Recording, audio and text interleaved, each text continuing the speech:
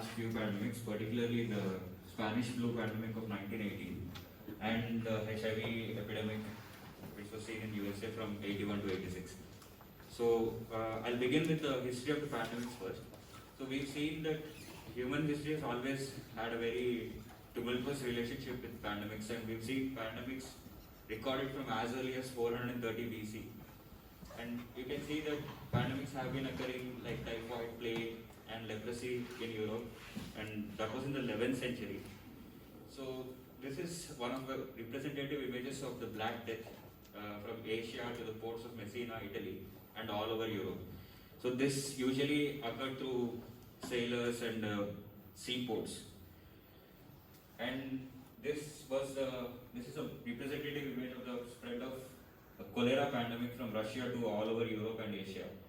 In fact, 7 such pandemics have occurred in the last 150 years, although a few vaccines have been created, with the first one being in 1885.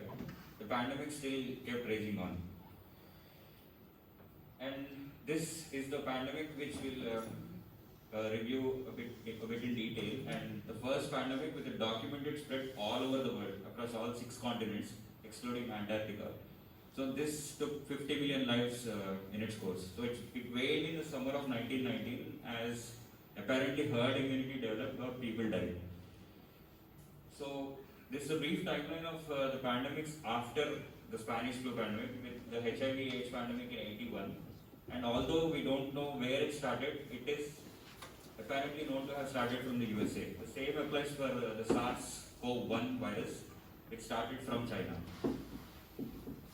And then we saw the novel coronavirus pandemic, the COVID-19. This, although hypothesized to have started from the Wuhan seafood market in Wuhan. So it has now spread to 221 countries and several different islands as well, and 98 million people have been affected here. But the number of documented deaths is nearly 1/25 of what we have seen with the Spanish flu, which is 2 million, just about more than 2 million. So we'll go into a case study of a public health report where the Spanish flu was hypothesized to first come from Minnesota and St. Paul. So this public health report was published by the Public Health Commission chairman, Dr. Henry Bracken. So this pandemic actually began in Minnesota, although not in Spain. But the original story goes that Spain, which was a neutral country in the World War I, was the first to have reported an outbreak of Spanish flu. So although it began in Minnesota, Spain was the first to publicly document it. And half of the doctors in USA back then who were recruited for influenza did not show up for duties. Half of the nurses were sick with the virus. And stalwart physicians of that day believed that Bacillus influenza Pfeiffer was the cause of illness. And back then we did not have electron microscopy, we did not have any RT-PCR techniques. So that causative agent today is very famously known as Haemophilus influenzae.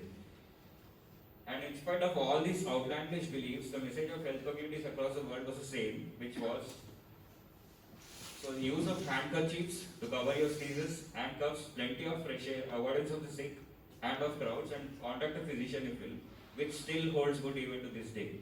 So I just want to show this because although evidence-based medicine is frequently believed to be some randomized controlled trials or observational studies, these are some of the non-pharmacological aspects we have learned from the past pandemics.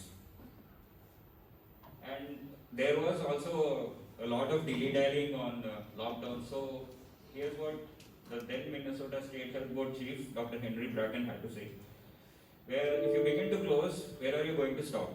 And when are you going to reopen, and what do you accomplish by opening? So this was a to and fro conversation he had with other state health boards. And eventually I'll show you a graph where the effect of a lockdown was clearly evident. This is specifically to public schools, where children between 5 to 12 were primary public schools. So this is showing that on 6th November, St. Paul closes all public schools, and then there's a very sharp drop in the number of cases. So So, and as we can see, the results were evident, and what followed was a swift decision to lock down theatres and other public places like restaurants, and work hours were regulated. Retail stores could only open for a few hours. Wholesale stores were open for only twice a week. That was very, very similar to what we saw in last year. So, other public health measures were wearing masks, improving sanitization measures, and vaccination programs, which back then did not eventually prove to be effective. So the outside of a face mask, this is what the public health instruction was given. The outside of a face mask is marked with a black thread woven into it. Always wear this side away from the face. And wear the mask to cover the nose and the mouth. Tie 2 tapes around the head and the ears. Very similar to the masks all of us are wearing right now. So the Citizens Committee suggested that companies ask their female employees to fabricate masks for all their employees, which also happened in India, where the PMO released a statement saying cloth masks are effective, and several people went on to make their own masks. And St. Paul introduced new sanitation laws.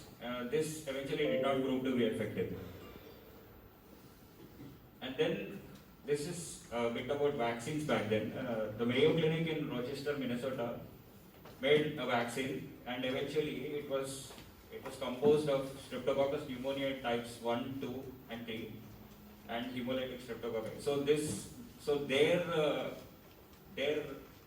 strategy was to target pneumonia as a broad entity and not the specific virus or causative agent.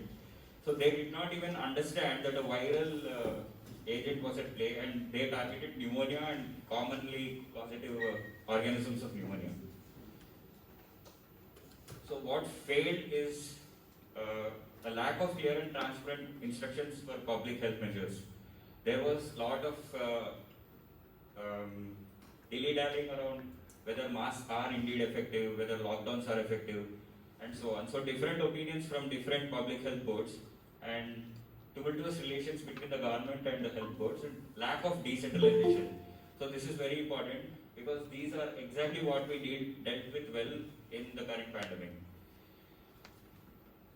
So the lessons from the other pandemic was what we are now using, which is N95 and PPE. So PPEs were actually from the Universal Health Precautions, which was instituted by Center for Disease Control for the HIV pandemic.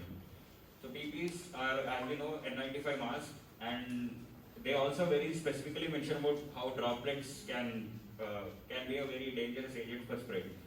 So droplets are particles of respiratory secretions up to 5 microns, and they remain suspended in the air for limited periods. Transmission is associated with exposure within 3 to 6 feet. That is why we have advocated for social distancing of 3 to 6 feet.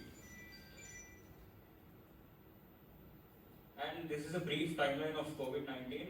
I wanted to show this because of how quickly we were able to identify the agent and how quickly we were able to send out RT-PCR kits for diagnosis. So the first case was reported in COVID-19 was reported in Wuhan, China. And then WHO immediately picks up the media report of pneumonia of unknown cause. And by 9 January, we've seen 59 such cases and attribute it to a novel coronavirus. 11 January, we have the genetic sequences and the genome mapped out of the virus. So just 50 odd days to get the genome mapped out and know the causative agent, unlike past pandemics which took several years. And this shows that the pandemic actually spread very early to other countries, and the first case was reported in Thailand. First case outside of China was reported in Thailand. And we already have RT-PCR kits to diagnose the coronavirus on 13 January. And they have already dispatched those kits to regional offices by 2nd February. And the disease was eventually called COVID-19.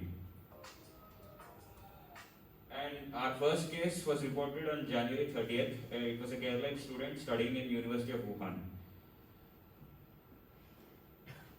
And this is a brief timeline of the pandemic in India.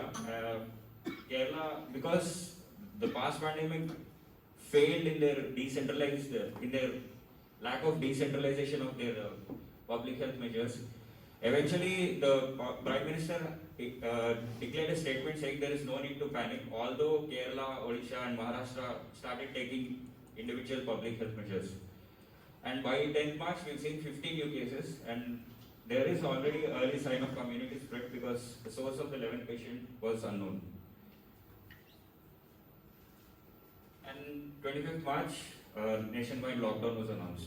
So, and we briefly, and this is the final section of the PowerPoint. So we go into the evidence-based pharmacological aspects. Before that, I'll just briefly touch on the clinical severity of COVID-19. So mild is just an upper respiratory tract infection. This is very simplified, without any hypoxemia or tachypnea. And moderate is a lower respiratory tract infection with mild hypoxemia and a respiratory rate between 24 to 30. And severe is pneumonia plus severe hypoxemia or ARDS.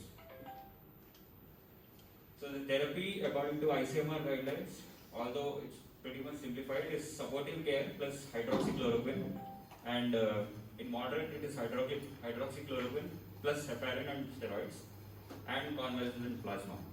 And it's the same for severe with tocilizumab.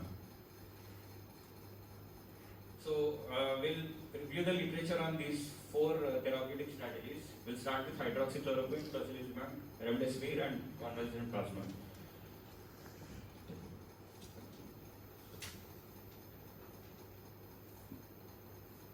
So this article published in JAMA is attempting to compare hydroxychloroquine versus placebo. It is a double-blinded, placebo-controlled randomized trial published in July 2020. So they compared 479 patients of symptomatic COVID who were either hospitalized or diagnosed at point of care, and they were given 400 milligrams of hydroxychloroquine on day 1 and 200 milligrams on the subsequent day. So the outcome was measured on a COVID ordinal scale score where it was graded from 1 to 7, and 7 indicated best approach and 1 was the worst approach. 1 being death and 7 being discharged without any morbidity. So 242 from the hydroxychloroquine group and 237 from the placebo group were randomized, and there was no significant difference at all observed in either of these groups.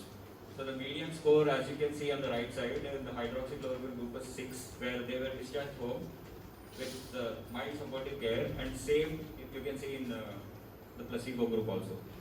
So the clinical status 14 days after randomization, as assessed by the 7-category ordinal scale, in the COVID outcome scale there was no difference at all. And the authors, and if my interpretation matters, is that there is no role for hydroxychloroquine in COVID-19. And next we see this tocilizumab in patients with hospitalized COVID-19. This is only for severe COVID-19. As we can see, that patients must have hypoxemia and a respiratory rate of more than 30 with elevated lab markers of CRP and D-dimer. And you can see that 242 patients with confirmed SARS-CoV-2 infection were included. They were randomized in a 2:1 ratio, and the primary outcome was either requiring intubation or death. So, as you can see, mechanical ventilation or death was very, very similar with 10.6% and 12.5%. And clinical worsening of disease is worse in the tocilizumab group. So, even this was eventually fell out of favor and was not recommended for severe COVID-19. And remdesivir for the treatment of COVID-19. So this was recommended. This had a lot of hoo-ha in early July and August, and although it fell out of favor, in fact, prior to the recovery trial, remdesivir was not really in good stead with physicians. But then again, there was another study which was published on November 5th, and this is basically, so remdesivir is a RNA-dependent RNA polymerase inhibitor. So in this double-blinded randomized control trial, so IV remdesivir versus placebo was compared for lower respiratory tract infections only, and it was given for 10 days. So they looked at the primary outcome was the time to worsening, clinical worsening or death. So 1062 patients were randomized, and in the remdesivir group, 9 to 11 patients eventually were discharged faster. Basically, patients in the remdesivir group were discharged by 9th day, and in the placebo group they were discharged at day 13. So there are 4 days of earlier recovery, and death in the remdesivir group was 11.4%, and in the placebo group was 15.4. So that is up to the physician to decide whether it is useful or not. But I think there may be some role for remdesivir. And lastly, this is the randomized control trial of convalescent plasma in COVID-19 severe pneumonia. This was IgE. I'll very briefly go through this. IgG titers given in a ratio of 1:800 or up to 1:3200 in severe pneumonia only, and there was no significant difference where they compared 450 patients and in a 2:1 ratio with placebo. So all this, having said all this, I think I'll just summarize with what we've learned from past pandemics. So from a non-pharmacological standpoint, we got rapid detection of the viral genome with subsequent RT-PCR testing. We got very strict and very quick employment of public health measures with immaculate use of mass communication strategies. We also had a pretty good impressive use of PPE at a global and ground zero level. So what we could have done better is add more to this global scientific learning. And having said that, India has still done fairly well with having conducted 233 trials, of which 146 were interventional. So we weren't that bad, but we did fairly well in this pandemic. Yeah, I want you just to stick up with these slides, and thank you so much. We are running hard of a time. Can we have a group of applause for Dr. Aditya for taking up the time